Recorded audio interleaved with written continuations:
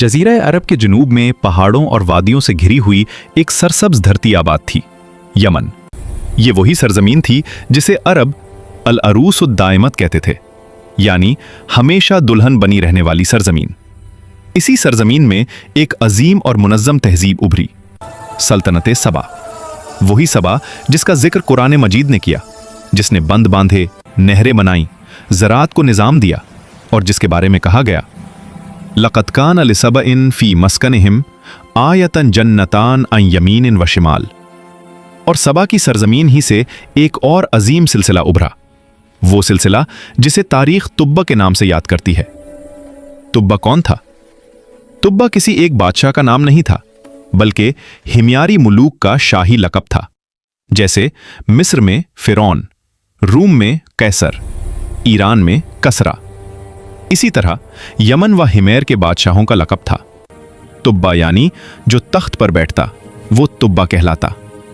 मुअर्रिखीन ने उन्हें मुलूक हिमेर, मुलूक सबा, मुलूक यमन के नामों से भी लिखा है। सल्तनत की वुसअत। यमन से शाम तक कदीम अरब मुअर्रिखीन के मुताबिक कुछ तुब्बा बादशाहों ने अपनी सल्तनत को यमन, हज़रमौत, बहरैन, हिजाज, शाम, इराक तक फैला दिया। यहां तक कहा गया वो खाना काबा तक आए, उसे गिलाफ पहनाया और अहले मक्का के साथ हुस्न सुलूक किया। कुछ रिवायात के मुताबिक एक तुब्बा बादशाह ने रसूल अल्लाह सल्लल्लाहु अलैहि वसल्लम की बेसत के मुतालिक अहले किताब से सुना और काबा के पास एहतरामन तहरीर दफन करवाई। इसीलिए रसूल सल्लल्लाहु अलैहि वसल्लम ने फरमाया, ला तसुब्बू तुब्बा फ़इन्नहु क़द अस्लम। तुब्बा को बुरा ना कहो, वो इस्लाम लाया था। कुछ रिवायात हुसन दर्जे की हैं, मुहद्दिसीन ने उन पर कलाम भी किया है। यहां अहम नुक्ता यह है, हर तुब्बा काफिर नहीं था। कुछ तुब्बा ईमान लाए, मगर उनकी कौम ने इनकार किया, और यही मकाम है जहां कुरान कौम तुब्बा को रसूलों का पैगाम पहुंचा। उन्होंने तकजीब की, नतीजा अल्लाह का अजाब। यमन की बुलंदो बाला इमारतें, सोने से मुनक्किश सुतून लिबासों पर सुर्ख कढ़ाई, हाथों में चांदी के कंगन, दरबार में वजीर, सरदार, जर्नैल, कातिब, हर तरफ फख्र व गुरूर की फजा। ज़राअत मजबूत, तिजारत वसी, काफिले हबशा, इराक और शाम तक जाते। कौम अपने उरूज पर थी, और उरूज अक्सर गुरूर को जन्म देता है। एक दौर ऐसा आया जब अल्लाह ने उनमें हिदायत का पयाम लाने वाला नबी भेजा। नाम कतई तौर पर तारीख में महफूज नहीं, इसलिए मुफस्सिरीन ने मुहतात अंदाज इख्तियार किया। वो नबी कौम को तौहीद की दावत देते।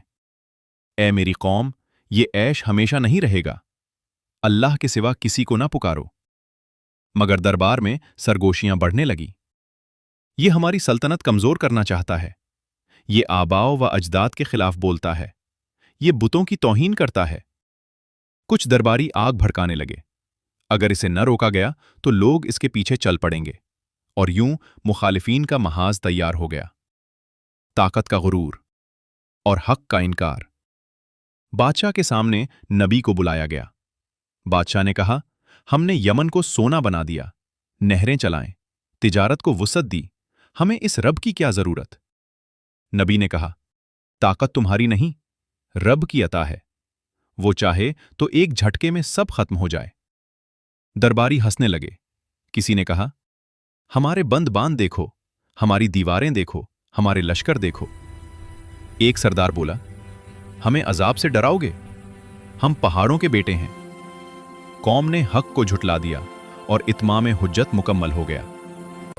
बदलते मौसम, नीमतें अजाब में बदलने लगी। शुरू में किसी को कुछ महसूस न हुआ, मगर कुदरत ने खामोशी से निजाम बदलना शुरू किया।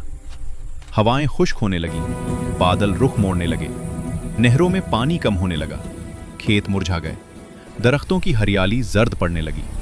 लोग परेशान होने लगे। शायद ये वक्ती कहत है, मगर कहत बढ़ता गया।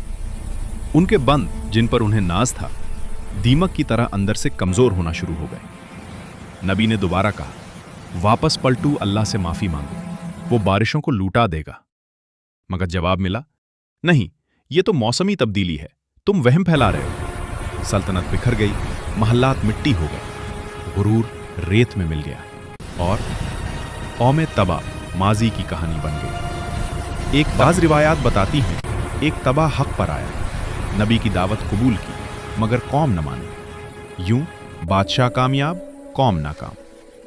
कुरान ने भी कौम को हलाकशुदा अक़वाम में शुमार किया, ना कि फ़र्द को। यह हमें यह सबक देता है, कभी कभी क़यादत हक को देख लेती है, मगर कौम ख्वाहिशात की असीर रहती है।